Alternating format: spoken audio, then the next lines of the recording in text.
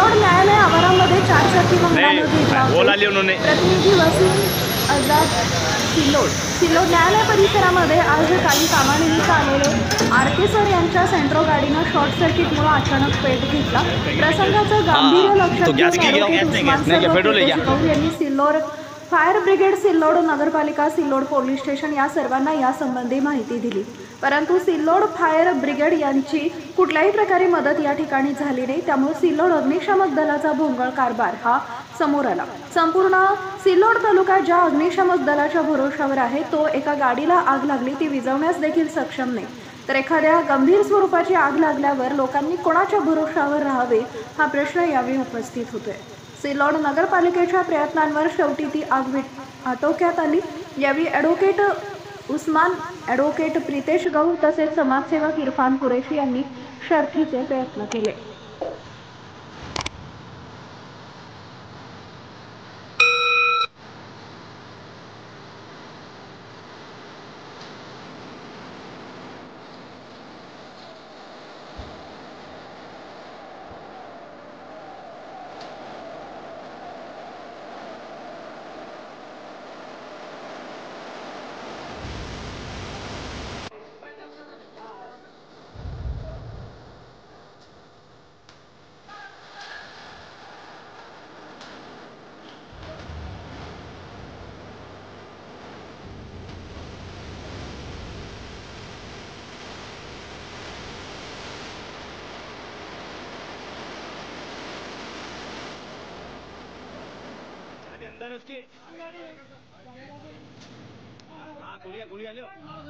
परिसरामध्ये न्यायालयाचे जे आमचे विरोधी बंधू ॲडव्होकेट सारखे साहेब ते आज कोर्ट कामानिमित्त जे नियमित आलेले होते, कोर्ट काम संपवून ते वाहन घेऊन या ठिकाणी निघत होते, परंतु वाहन चालू केल्यानंतर त्यामध्ये स्पार्किंग झाली आणि मोठ्या प्रमाणामध्ये त्या ठिकाणी आग लागली। त्यानंतर आम्ही सिल्लोड नगर परिषदेच्या फायर ब्रिगेड विभागाला फोन केला, पोलीस स्टेशनला फोन केला, चोईकडे फोन केला।